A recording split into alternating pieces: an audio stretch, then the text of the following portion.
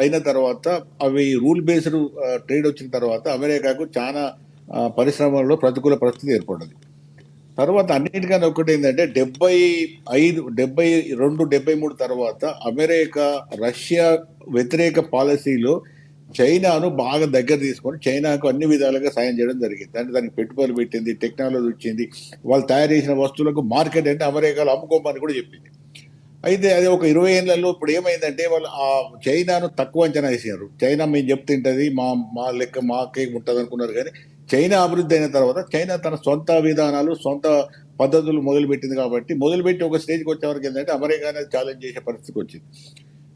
మూడో వైపు ఏంటంటే అమెరికా యొక్క ఆర్థిక వ్యవస్థ రోజు రోజు దాని యొక్క కాంపిటీషన్, ఒకప్పుడు ప్రపంచంలో అగ్ర ఆర్థిక వ్యవస్థగా ఉన్నది, ఇప్పుడు కూడా అగ్ర ఆర్థిక వ్యవస్థగా ఉన్నప్పుడు కూడా చాలా రంగాలలో, చాలా అంశాలలో అది ప్రతికూల పరిస్థితులు ఏర్పడుతున్నాయి. దానికి పెద్దగా వ్యాపారంలో అడ్వాంటేజ్ లేకుండా పోయినాయి. అంటే అమెరికా 2002వ ప్రపంచ యుద్ధం తర్వాత ఒక రూల్ బేస్డ్ ప్రపంచం ఈ విధంగా ఉండాలి, యుఎన్ఓ అని మొదలుపెట్టి అక్కడి నుంచి వెళ్ళి ఈ రకరకాలుగా అంటే 45 నుంచి వెళ్ళి దాదాపుగా 25 వరకు, అంటే 55+25 అంటే 80 సంవత్సరాల వాళ్ళ పరిపాలన, వాళ్ళ విధానాలను ట్రంప్ పూర్తిగా తిరదూడుతున్నాడు. ఇక మాకు WTO అక్కర్లేదు, వరల్డ్ ట్రేడ్ ఆర్గనైజేషన్ అక్కర్లేదు, మాకు అసలు ప్రపంచ వ్యాపారమే అక్కర్లేదు, ఆఖరి యుఎన్ఓ కూడా అక్కర్లేదు, ఏదక్కర్లేదు, అమెరికా ఈజ్ ఫస్ట్.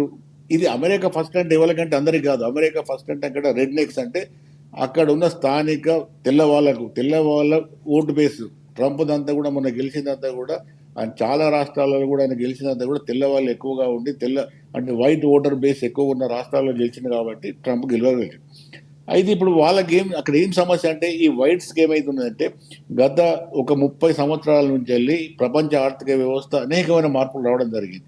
ఆ మార్పులకు అనుకూలంగా అమెరికా ఆర్థిక వ్యవస్థ ఆ వేగం కానీ లేకపోతే ఆ అనుకూలమైన మార్పులు కానీ అది అంతర్గతంగా తీసుకురాకపోవడంతో ఏంటంటే చాలా పరిశ్రమలు అన్కాంపిటేటివ్, అంటే పోటీ పడలేకపోవడం, ఇది ఇన్ఎఫిషియన్సీ అంటే ఒక అసమర్థత పరిపాలన, అసమర్థత కంపెనీలు, ఇవన్నీ కూడా పెద్ద ఎత్తున రావడం జరిగింది. ఒక్కటే ఉదాహరణకు మీకు చెప్తే అర్థమవుతుంది. ఒకప్పుడు ఆటోమొబైల్ ఇండస్ట్రీ అంటే నెంబర్ 1 ప్రపంచంలోనే. ఆటోమొబైల్ ఇండస్ట్రీ అంటే కార్లు తయారు చేసే దేశం ఏదంటే అమెరికా మనం చెప్పగానే ఫోర్డ్స్, జనరల్ మోటార్స్, ఇంకా రకరకాల పేర్లు వినబడతాయి. కానీ ఇవాళ ఏదైతే WTO వచ్చిన తర్వాత, వరల్డ్ లిబరలైజేషన్ అయిన తర్వాత ఆటోమొబైల్ ఇండస్ట్రీ మొత్తం అమెరికాలో కొలాప్స్ అయ్యి డెట్రాయిట్ అయితే సిటీ దెబ్బతిన్నది. డెట్రాయిట్ అనేది ఒకప్పుడు that is known as automobile industry, automobile hub. అటువంటిది ఆ సిటీ కూడా దెబ్బతిన్నది. మొత్తం ఎక్కడ ఏ పరిశ్రమలో కూడా అది పోటీ వచ్చే పరిస్థితి లేదు. ఇప్పుడు WTO ఫ్రీ ట్రేడ్ ప్రకారం ఇప్పుడు మామూలుగా పెట్టుబడిదారి సమాజంలో ఏం చెప్తారంటే మనం పోటీ ఉండాలి, ఎఫిషియన్సీ పెరగాలి, ఉత్పత్తి ఖర్చు తగ్గాలి, ధరలు తగ్గాలి, లాభాలు చేసుకోవాలి, ఇవి పెట్టుబడిదారు విధానం. కానీ ఇవాళ ట్రంప్ చేస్తున్నది అంటే పూర్తి పెట్టుబడిదారు విధానానికి కూడా ఆయన అగెనెస్ట్గా పోతున్నాడు. దీంతో ఏం జరుగుతున్నది అంటే ఇప్పుడు ఇది వెనక ఈ నేపథ్యం ఉన్నది. తర్వాత ఆయన మొన్న 24లో గెలిచిన తర్వాత కూడా ఆయన ఏం చెప్పిండంటే America first, make in America, అంటే అమెరికాను నేను మళ్ళీ ఒక 30-40 సంవత్సరాల పూర్వం ఇండస్ట్రియల్ ఏ విధంగా డెవలప్మెంట్ ఉన్నది, మిగతా రంగాలు ఏ విధంగా డెవలప్మెంట్ ఉన్నాయి, ఆ లెవెల్లో నేను తీసుకుపోతానని చెప్పడం జరిగింది. ఎలక్షన్ ముందు ఆయన ప్రామిస్ అదే చేశాడు. నేను రాగానే అన్ని దేశాల మీద టారిఫ్స్ చేస్తా, అంటే అబద్ధం ఏం చెప్పలేదు, టారిఫ్స్ చేస్తా, అన్ని దేశాల నుంచి వెళ్ళి దిగుమతులను నేను తగ్గిస్తా, అట్లాగే ఇల్లీగల్ ఇమిగ్రెంట్స్ కానీ లేకపోతే ఇమిగ్రెంట్స్ అనేది తక్కువ చేస్తా, వాళ్ళతో మన జాబ్స్ అన్ని పోతున్నాయి.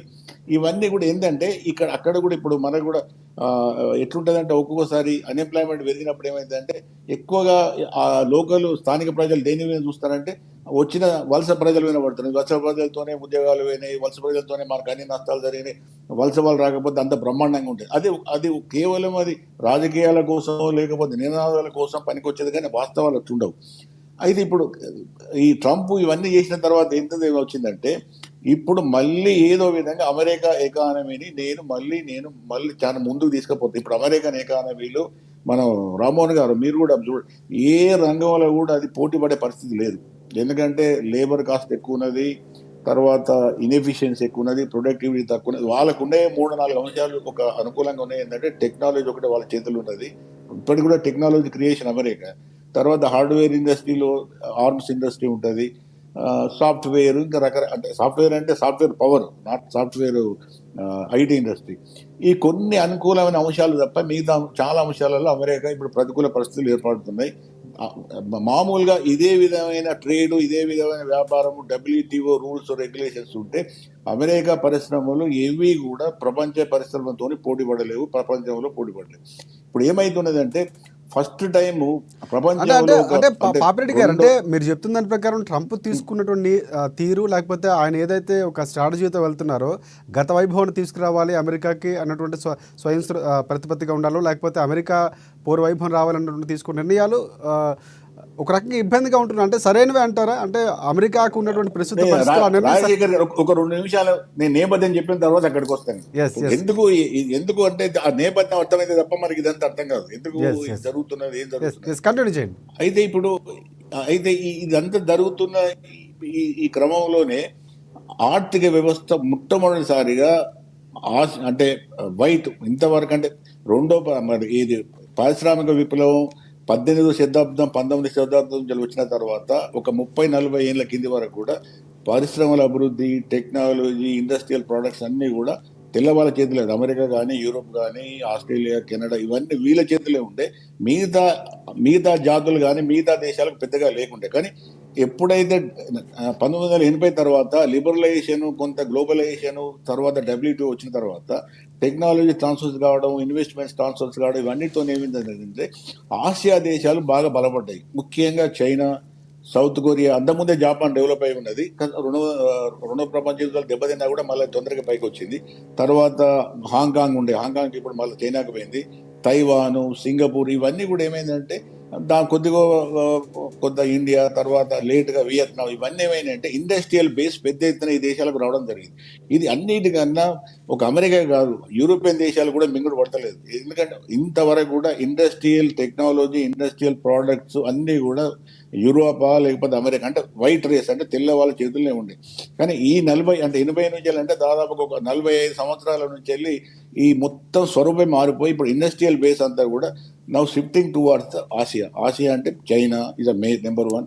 దానిలో జపాన్ ఉన్నది, సౌత్ కొరియా ఉన్నది, తైవాన్ ఉన్నది, ఇండియా ఉన్నది, వియత్నాం ఉన్నది, ఈవెన్ మలేషియా, సింగపూర్, ఇండోనేషియా ఇవన్నీ కూడా ఏమైతాయంటే బాగా ఎమర్జింగ్ ఎకానమీస్ అవుతాయి. ఎమర్జింగ్ ఎకానమీస్ అయిన తర్వాత టెక్నాలజీ మారడంతో వీళ్ళకు యూరోప్ వాళ్ళకి కానీ అమెరికా వాళ్ళు లేని అడ్వాంటేజ్ ఆసియా వాళ్ళకి ఏమున్నదంటే లేబర్ చీపు, లేబర్ అబండెన్స్, అంటే తక్కువ ధరలకే శ్రమ దొరుకుతుంది, శ్రామికులు దొరుకుతారు, తర్వాత ఎక్కువ మంది ఉంటారు. కాబట్టి నేచురల్గానే మనకు సహజంగానే ఉత్పత్తి వ్యయం తక్కువగా ఉంటుంది, కాబట్టి ధరలు తక్కువగా ఉంటాయి. కాబట్టి మనం ఈజీగా ఆ దేశాలకు ఎక్స్పోర్ట్ చేస్తున్నాం, కానీ వాళ్ళు మనకు ఎక్స్పోర్ట్ చేసే పరిస్థితి లేదు.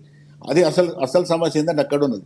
వాళ్ళు ఫ్రీ ట్రేడ్తోని యూరోప్ కానీ అమెరికా కానీ ఆసియా దేశాలకు కానీ ఎమర్జింగ్ ఎకానమీస్ కానీ ఏ వస్తువు కూడా ఎక్స్పోర్ట్ ఎందుకు చేయలేరంటే వాళ్ళ చేతిలో